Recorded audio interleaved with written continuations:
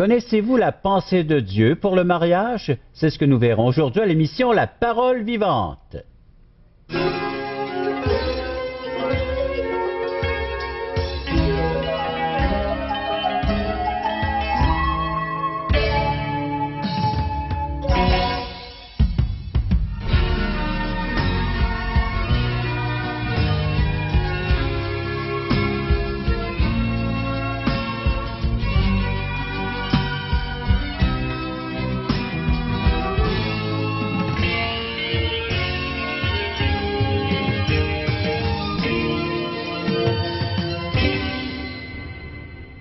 Notre société aujourd'hui est ébranlée, devrais-je dire, le fondement de notre société qui est la cellule familiale. On va regarder ça de plus près aujourd'hui avec l'enseignement de notre invité, M.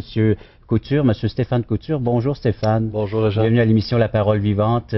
Merci. On élabore tout un thème, le mariage selon Dieu. Tout à fait. Un thème essentiel pour notre société aujourd'hui. Et on voudrait regarder justement quelle est cette intention divine au sujet ou pour le mariage. D'accord. La question est fondamentale. On se pose la question, quelle forme de conjugalité, pour reprendre les termes d'une sociologue québécoise, quelle forme de conjugalité reflète réellement la volonté de Dieu? Et si elle reflète la volonté de Dieu, elle est bonne. Et on a besoin de découvrir cette volonté. Aujourd'hui, on expérimente tellement de formes différentes que la société devient confuse et perd un peu cette direction. Alors il faut revenir à la source, il faut revenir à la parole de Dieu, et la Bible est claire à cet effet-là. Et ce que j'aimerais voir avec nos auditeurs aujourd'hui, c'est un premier élément dans ce passage clé de la parole qui parle du mariage, Genèse chapitre 2, verset 24, qui dit ceci, « C'est pourquoi l'homme quittera son père et sa mère, s'attachera à sa femme, et les deux deviendront une seule chair. » Alors ensemble, je vais pouvoir déballer ce que ce texte a à nous dire et voir comment vivre cette dimension tellement importante. Donc, ce passage de 2, c'est Genèse chapitre 2, verset 24, ceux qui prennent des notes, là, crayon, et puis tantôt vous allez pouvoir vérifier ou à tête reposée, relire ce texte. Oui. Alors, qu'est-ce que nous apprenons au sujet de l'attention de Dieu? Première chose qu'on réalise, c'est que le mariage est une relation profondément sociale. Et donc, elle a besoin d'être encadrée par la société, d'avoir un cadre reconnu publiquement. Et c'est ce que la première expression, l'homme quittera son père et sa mère, reflète. Une question qui est souvent posée, qui m'a été posée lorsque j'ai donné cette série, c'est est-ce que le texte biblique de Genèse 2.24 ne fait pas tout simplement allusion à ce phénomène que l'on voit dans notre société qui est le concubinage, ou le fait d'être à côté, pour reprendre l'expression québécoise? La manière qu'on lit le texte pourrait donner cette impression-là. Mais lorsqu'on creuse un peu plus, on voit que c'est beaucoup plus grand, beaucoup plus structuré que cela. Je me permets de citer le théologien Henri Blocher, qui a été appelé un des architectes de la théologie évangélique francophone de la deuxième moitié du 20e siècle. Et dans un ouvrage qu'il a écrit sur Genèse 1 à 3, intitulé « Révélation des origines », il fait cette remarque suivante. Genèse 2.24 vaut dans toute l'Écriture comme la charte de l'institution du mariage. Jésus-Christ trouve dans le verset de la Genèse, parole de Dieu, une loi du mariage que la tolérance mosaïque du divorce facile n'a pas abrogée. Saint Paul, dans ses instructions aux conjoints, s'y réfère naturellement comme la formule même de l'état conjugal. L'intention de 2.24 n'est pas douteuse, montrer l'origine de cette forme de vie que tous les peuples connaissent, plus ou moins obscurcie, plus ou moins déformée. Donc, dans un premier temps, c'est la base, c'est le cœur, et on y trouve ce cadre légal. Je me permets de poursuivre cette citation de M. Blocher. Il dit ceci, « Le mariage au temps biblique, ce que la Bible appelle mariage, est un événement social. L'idée d'un mariage purement privé n'est qu'une aberration récente, fruit de l'individualisme, effet de l'atomisation des communautés traditionnelles. La fête dont retentissait la vie collective assurait la publicité de la noce. Pour l'Écriture, le lien conjugal fait partie des réalités sociales dont l'autorité civile a la surveillance. C'est la loi qui lie la femme à son mari. » Et Henri Blocher fait référence à la parole. Et on peut citer ici un texte de l'apôtre Paul qui mentionne ce lien de la loi et de l'encadrement légal par rapport au mariage. Dans l'épître de Paul aux Romains, chapitre 7, nous pouvons lire dans les 3 premiers versets cette parole de l'apôtre. Il dit « Ignorez-vous, frères, car je parle à des gens qui connaissent la loi, que la loi exerce son pouvoir sur l'homme aussi longtemps qu'il vit. Ainsi, une femme mariée est liée par la loi à son mari tant qu'il est vivant, mais si le mari meurt, elle est dégagée de la loi qui la liait à son mari. Si donc, du vivant de son mari, elle devient la femme d'un autre homme, elle sera appelée adultère.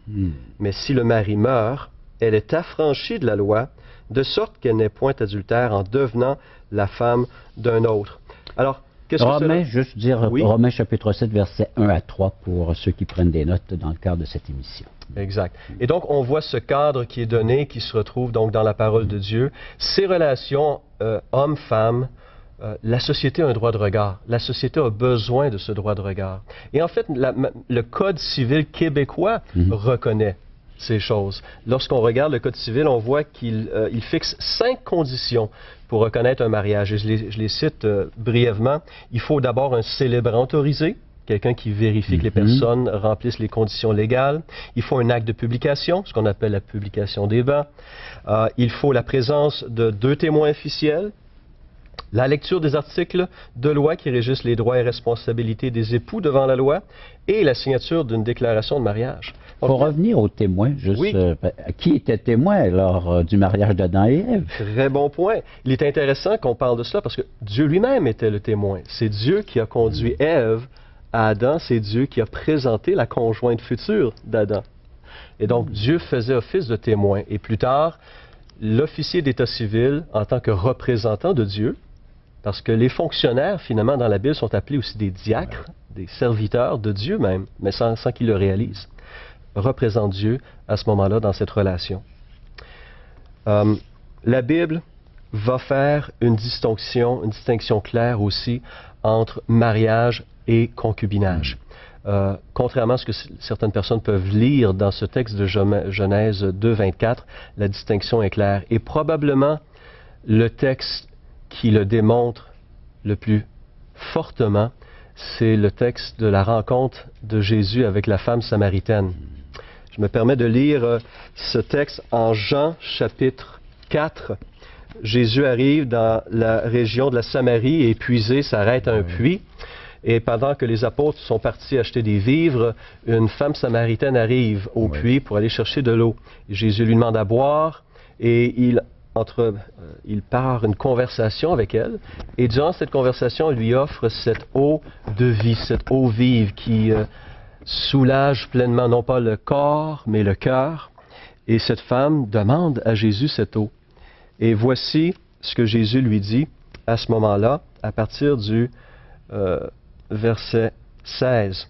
« Va, lui dit Jésus, appelle ton mari et viens ici. » La femme répondit, « Je n'ai point de mari. » Jésus lui dit, « Tu as raison de dire, je n'ai point de mari, car tu as eu 5 maris, et celui que tu as maintenant n'est pas ton mari. En cela, tu as dit vrai. » Intéressant, Jésus fait la part des choses. Elle a été mariée 5 fois, mais l'homme avec qui elle vit actuellement, finalement, elle est à côté, elle vit en concubinage avec un homme, sans que cette relation ait été formalisée, reconnue par la société, par la culture de l'époque. Donc, Jésus lui-même faisait une distinction très, très claire entre le concubinage et le mariage. C'est très intéressant. Et si on poursuit dans le même genre d'idée maintenant, c'est-à-dire cette réalité, est-ce que se limite seulement à l'institution du mariage? Absolument pas. En fait, dans tout événement important dans la société est formalisé et reconnu officiellement d'une manière ou d'une autre. Regardons que ce soit dans le monde du travail, on a des contrats d'embauche, n'est-ce pas? On signe des contrats, on a des conventions collectives. Ces choses sont structurées, sont reconnues par une autorité. Si on veut s'acheter une maison, ça ne se fait pas comme ça. Il y a plein de papiers à signer, il faut passer devant le notaire, devant la banque. Toutes ces choses sont formalisées. Si on veut obtenir le statut, un statut civil, par exemple, si je veux immigrer dans un pays, obtenir la citoyenneté, je dois m'engager formellement, prêter serment. Entre pays, il y a des alliances qui sont faites. L'ALENA, l'OTAN, ce sont des grandes alliances à différents niveaux. Donc, on voit que dans toutes les autres sphères de la société, les notions d'engagement, les notions d'alliance sont fondamentales. Alors, peut-on croire que dans la relation sociale la plus importante qui soit celle entre un homme et une femme pour la vie, peut-on croire qu'on ne prendrait aucun engagement devant ses pairs et devant l'autre? C'est un non-sens. Nous avons besoin de prendre cette alliance, de faire cette alliance. Stéphane, donne-nous quelques éléments qui vont nous permettre de constater la supériorité du mariage sur l'union libre. Et ça, c'est intéressant parce que la société, les sociologues réalisent depuis quelques décennies maintenant ce que la Bible savait depuis le départ. Le mariage est un gage de stabilité, de paix et d'harmonie, alors que la cohabitation et le concubinage, au contraire, apportent un élément de tension et d'incertitude. Et je cite ici quelques études qui ont été faites à travers le monde depuis quelques décennies. Je ne fais que citer certaines de leurs constatations. Par exemple, une constatation qui a été faite, c'est que le mariage est un gage de plus grande stabilité pour les enfants issus de cette union-là. Une étude disait que 75% des enfants nés de parents qui cohabitent vont expérimenter la séparation de leurs parents avant d'atteindre l'âge de 16 ans. 75%. Alors que seulement un tiers des enfants nés de parents mariés vont expérimenter la même chose.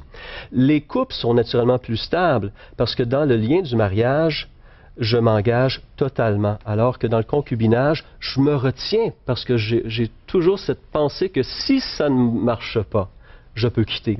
Donc, naturellement, je sème la destruction de ma relation dès le départ, en retenant quelque chose. Je ne me donne pas totalement et donc, j'affaiblis la relation. En même temps, le mariage va produire des individus qui sont plus sains, plus équilibrés au niveau émotionnel, physique, financier, professionnel. Les partenaires mariés vont être plus fidèles. Les statistiques le démontrent aussi. Ceux qui ont fait cet engagement demeurent plus fidèles. Il y a 4 fois plus d'infidélité chez les conjoints de fait que chez les conjoints mariés. Les hommes mariés font de meilleurs pères, la vie de couple diminue les tendances criminelles des ex-contrevenants, selon une étude. La fidélité est bonne pour la santé des nouveau-nés, et on pourrait en ajouter. Mais cela démontre clairement donc la supériorité du mariage sur le concubinage. Et de voir comment est-ce que ça nous donne une qualité de vie, cet échange de vœux, de promesses, donc entre un homme et une femme, et comment est-ce que c'est bénéfique pour le couple et la famille. Mais malgré le fait, c'est qu'un nombre croissant de Québécois croient que les rapports hommes et femmes sont une affaire privée. Malheureusement. On est une société très individualiste et c'est du chacun pour soi. Il ne s'agit que de voir les conséquences d'une séparation pour réaliser à quel point cette relation est importante et a un impact majeur sur la société.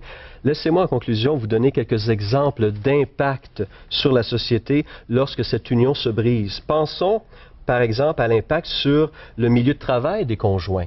Qu'est-ce qu'on va constater lorsqu'il y a séparation? Il y a des cas de dépression qui sont en hausse. On constate un absentéisme croissant ou un présentéisme, c'est-à-dire les gens viennent au travail, mais la tête n'est pas là. Le corps est là, mais pas la tête. L'impact sur les écoles. On a un taux plus élevé d'enfants en difficulté issus de familles brisées. La chute des notes, des troubles affectifs et sociaux, les problèmes de décrochage scolaire, c'est énorme au Québec. Qu'en est-il des cours de justice qui sont remplis de causes, de conflits entre ex-conjoints, de problèmes de garde d'enfants, de partage de patrimoine?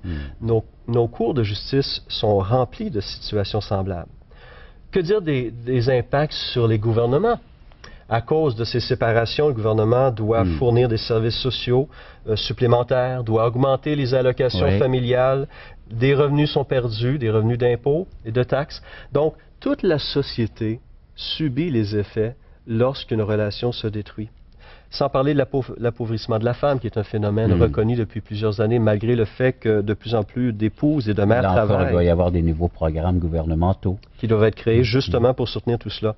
Donc, le mariage a un impact social, légal, économique, matériel majeur, non seulement sur le couple, non seulement sur la famille, les deux familles de ce couple, mais sur la société en général.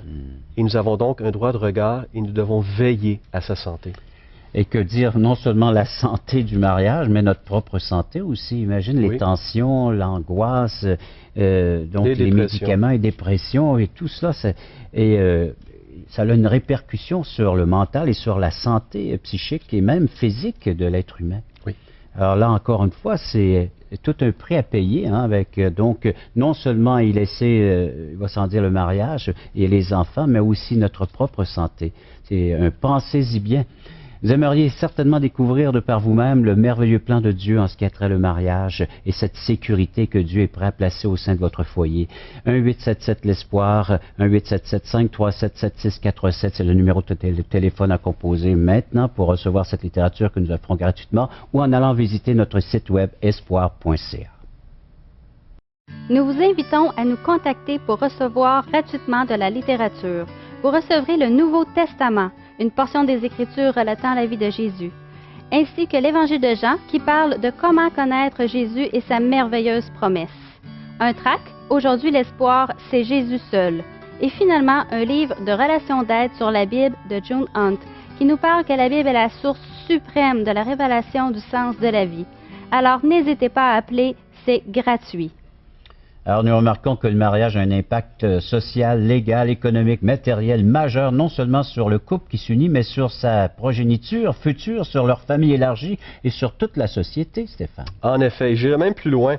Certains vont se rappeler peut-être la parole qui a retenti, qui a eu tout un impact du premier ministre Pierre Elliott Trudeau en 1969 lorsqu'il avait dit, alors qu'il était ministre de la Justice, que l'État n'a rien à faire dans la chambre à coucher de la nation. N'est-ce pas? On se rappelle de cette phrase choc lorsqu'on voulait décriminaliser à l'époque l'homosexualité. Pourtant, faut reconnaître que la société se garde un droit de regard parce qu'elle va intervenir en cas de violence conjugale, n'est-ce pas? En cas d'inceste, en cas de polygamie, d'adultère, de violence. Donc, l'État, malgré tout, a un droit de regard parce qu'elle est consciente que ce qui se passe là aussi a un impact sur l'ensemble de la société. Et même si l'État n'avait pas ce droit de regard, Dieu garde ce droit de regard. Oui.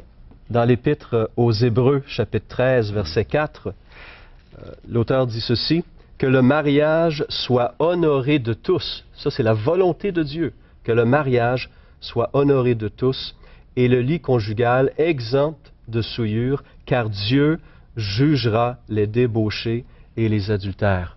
Donc, comme on l'a vu, la parole de Dieu fait une distinction entre mariage et concubinage. Et il y a une façon de vivre qui va conduire à une plus grande harmonie, une plus grande paix, personnelle, conjugale, familiale et sociale, mais il y a une autre façon aussi qui va tout simplement nuire davantage. Alors j'aimerais prendre ce moment pour remercier ces couples et ces familles qui persévèrent dans leur engagement. La société a besoin de modèles positifs, d'hommes et de femmes qui restent fidèles à leurs paroles, même lorsque les choses parfois peuvent être difficiles, que ce soit des crises financières, des crises émotionnelles, des problèmes de santé ou autres. Ces gens qui persévèrent sont une lumière pour notre société et contribuent à notre bien-être. Alors, à tous ces couples, je désire vous remercier. Vous faites un travail remarquable et nous avons besoin de cette fidélité illustrée au quotidien. Bien, merci Stéphane de le souligner. Et c'est vrai, quelle joie que nous avons, nous, en tant que pasteurs, de feuilleter le journal quotidien et de retrouver cette petite mention 50 ans d'anniversaire de mariage. Que c'est beau, hein? Que c'est beau. Et puis, donc, 30, 40, 50, 60.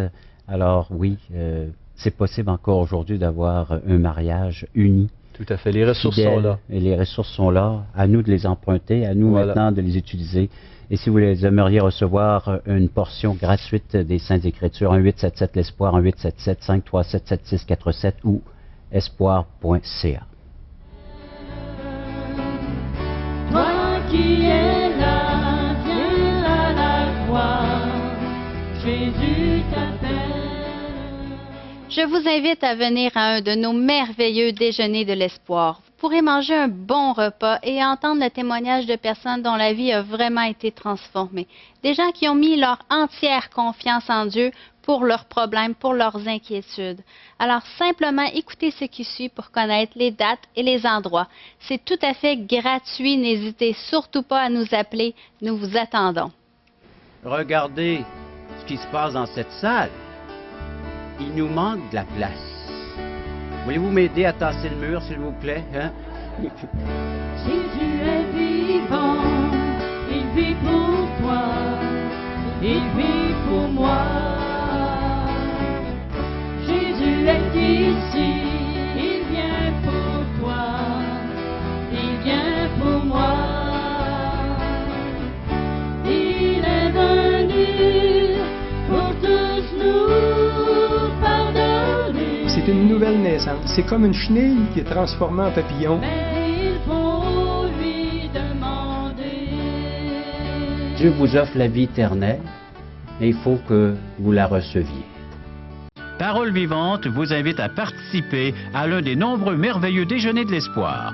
Ces déjeuners ont lieu dans plusieurs restaurants réputés de la région et vous sont offerts gratuitement. Venez entendre le témoignage d'une vie transformée par la puissance de Dieu. Pour connaître les détails concernant l'endroit, la date et l'heure pour votre région, composez le 1-877-537-7647 ou notre site web www.espoir.ca. À l'église de Granby, il y a plusieurs anciens, des hommes sages qui savent conduire notre église. Et j'aimerais vous présenter un ancien en formation. C'est un homme envers qui je vais être de plus en plus redevable dans mon ministère à la louange. Et son nom, c'est Jacques Plante. Bonjour Jacques. Bonjour. C'est une joie pour toi de venir avec nous, j'imagine. Hein? Certainement. Et c'est une joie pour nous de t'accueillir à l'émission La Parole Vivante. Alors, on aimerait que tu nous racontes comment le Seigneur s'est fait connaître à toi. Certainement. Oui, moi, je peux dire, je suis originaire de Sherbrooke. Je suis né dans une famille de 4 enfants et je pourrais dire que j'ai une enfance très heureuse avec ma famille. Quand je suis arrivé à l'adolescence, c'est là que ça s'est gâté. J'étais très grand, très maigre et ça a fait que je suis devenu larguisé de la polyvalente à laquelle j'étais. Ça a été pour moi des moments très difficiles, très pénibles. Au point où j'en suis venu à me dire que la vie elle devait avoir beaucoup plus de sens que ça n'avait pas d'allure. Manger, boire, puis espérer que le lendemain soit mieux que la journée d'aujourd'hui. J'en suis venu même à penser au suicide, plus vers mon secondaire 4 ou 5. Je ne l'ai pas fait parce que mon éducation me défendait bien quelque chose comme ça. Heureusement. Oui, heureusement. Je me rappelle d'une journée où j'étais sur un pont à Sherbrooke. Je me suis fait serrer entre un garde-fou et un camion remorque qui tournait. Je n'ai pas été blessé, je n'ai pas été touché, mais ça m'a amené à me poser une sérieuse question. Qu'est-ce qui me serait arrivé si j'y serais passé cette journée-là? Je réalisais que je ne serais pas prêt à rencontrer mon Dieu. Je n'étais pas prêt à ce moment-là. Alors ça m'a amené à chercher qui était Dieu, quelle était la vérité. Entre-temps, mes parents ont débuté à aller dans une église évangélique. Donc, une église évangélique, c'est un endroit où on prêche l'Évangile. À Sherbrooke? À Sherbrooke, même. Puis, je suis allé avec eux. Puis, ce qui m'a frappé, en entrant dans cette église-là, un jeune homme est venu me rejoindre, m'a salué, m'a serré la main, m'a souhaité la bienvenue. Juste ce petit geste-là a fait que c'est quelque chose que je n'avais pas connu ailleurs auparavant. Donc, ce que ça a fait en moi, c'est que ça m'a ouvert les oreilles. J'ai commencé à écouter ce que ces gens-là avaient à dire. Et c'était intéressant. Il nous parlait que Jésus-Christ était mort pour nous, qu'il était venu nous sauver, mais il me disait aussi qu'ils étaient certains d'aller au ciel. Ça m'achalait un petit peu plus, jusqu'au jour où j'ai lu un verset dans le premier épître de Jean, au chapitre 5, au verset 13, qui me disait « Je vous ai écrit ces choses afin que vous sachiez que vous avez la vie éternelle, vous qui croyez au nom du Fils de Dieu. » Ce jour-là a changé toute ma vie, toute mon existence. Je pouvais savoir où je serais pour l'éternité. J'avais un but maintenant.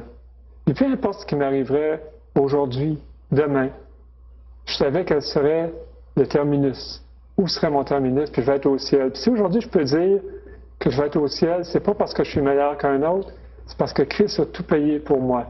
Quel privilège, quelle paix je peux goûter aujourd'hui de savoir quelle va être ma fin. Alors, tu avais réalisé à ce moment-là que tu étais un pécheur, c'est ça? Un pécheur, exactement. Donc, ce n'est pas parce que je suis meilleur qu'un autre, c'est parce que Christ a tout payé à ma place sur la croix que je peux savoir ça aujourd'hui. C'est tout un privilège et une paix qu'on peut goûter. La paix qui surpasse toute intelligence. Exactement. Et maintenant, ça fait plusieurs années que tu sers le Seigneur avec droiture. Je peux en témoigner parce que je vois Jacques régulièrement dans notre ministère à l'Église. Et c'est un homme qui aime le Seigneur, qui a une passion pour servir notre Dieu. Alors, merci beaucoup, Jacques. Merci d'être venu donner ton témoignage. Et on est certain que plusieurs cœurs vont être touchés par ce témoignage. Et tout le plaisir est pour moi.